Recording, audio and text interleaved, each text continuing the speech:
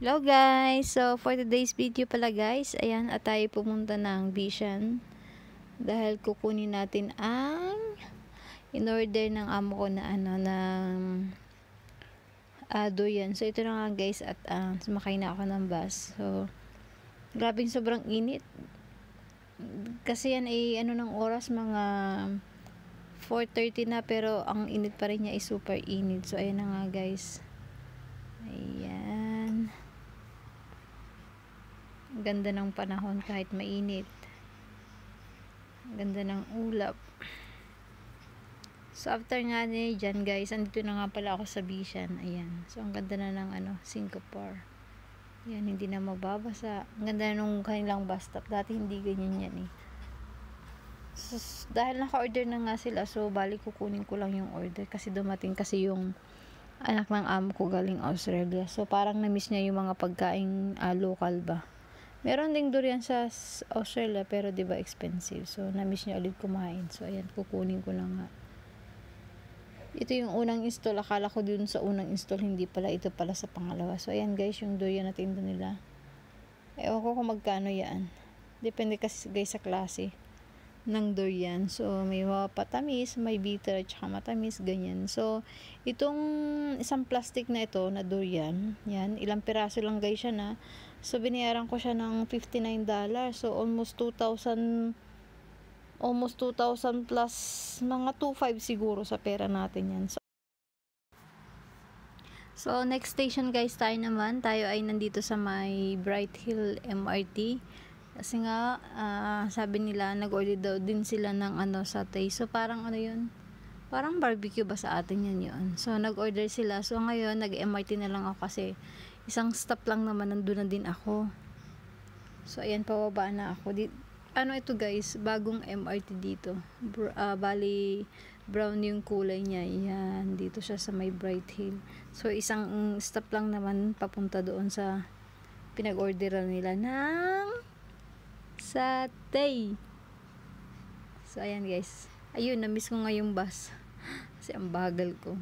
So ay mabilis lang din naman dumating yung the next bus.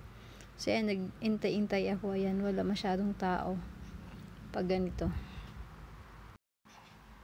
So guys, andito na pala ako sa may flower. Ayan, medyo nga guys naliligaw ako kasi nga alam mo yung sobrang daming exit niya. Ngayon ginugol ko siya, hindi ko alam kung anong exit ba yung lalabasan ko para dun sa shop na yun, kasi nga alam ko naman yung lugar, kaso first time ko na nag-MRT, tapos MRT yung sasakyan ko para pumunta dun sa shop. If bus kasi mabilis ko lang madali lang para sa akin. Medyo naligaw lang ako. Ilang exit yun? Bali 6 na exit bali 4 na exit ngayon. Nung unang exit ko hindi, tapos naglibot na naman ako. Kaya yung isang exit na 4, ayun, binasa ko naman. Nalilito kasi ako dun sa basahin na ba nila kapag hindi mo tanda. So ito na nga guys, at lumabas na nga ako dito, at dito hindi ko pa rin alam kung tama ba yung nilalakaran ko. So ayan yung sa exit 4 na binabaan ko. So ayan, nakakalito kasi ayan, may plug pa guys kasi nga katatapos lang ng ng National Day Parade. So ayan nga, at may nakita akong uncle dito. So nagtanong na lang ako guys sa kanya kung saan ba yung building na yun. So yun, tinuro niya sa akin. Ayun naman pala guys, yung 107. So galing na ako dun kanina, hindi ko na napansin. So nag-street kasi ako ng cross. So ayun, sabi ni uncle, tinuro niya yun sa akin. Likod lang pala noong exit 4 yung shop nila. So ayan guys, at papunta na nga ako dun sa shop ni na uncle. So dito pala guys, yan yung kanilang parang mini kopitiam dito sa Singapore. So ayan, dito guys sa Singapore, kapag mga kopitiam na ganyan, dyan ang mga mayayaman, yung mga mahihirap o mga middle class, mga ganyan, dyan sila guys kumakain, as long na masarap yung mga pagkain. Hindi na yan kung sa kopitiam pa yan o restaurant o ganyan. So ayan guys, at dahil kukunin lang natin yung order natin dyan kina uncle. At pagpunta ko nga guys dyan dito guys, kasi nga may bitbit akong durian. So pag punta ko dyan, amoy agad ni uncle yung durian ko. Sabi niya sa akin, ala, may durian ka, bawal yan sa MRT at saka sa ano. Kasi sabi ko, amoy, tapos sinabi ko kay uncle kung naamoy ba nila yung ano. Sabi, oo, amoy na amoy. Sabi ko, hindi ko masyadong amoy. So, ang bait ni uncle, binalot niya yung durian ng mabuti para daw pagsakay ko ng train, hindi masyadong maamoy. Ayan nga, binalot niya ng mabuti guys.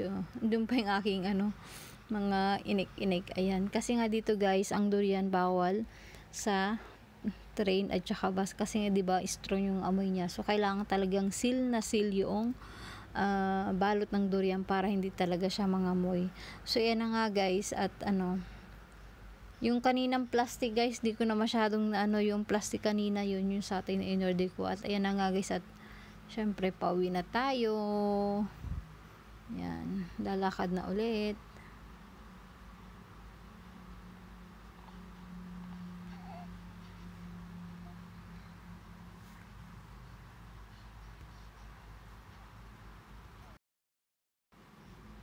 Yan guys, grabe ang bit-bit ko. Oh, dalawang plastic.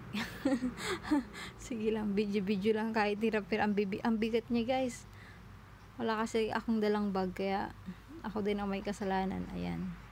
Waiting na guys ako ng train pa papunta dun sa bahay.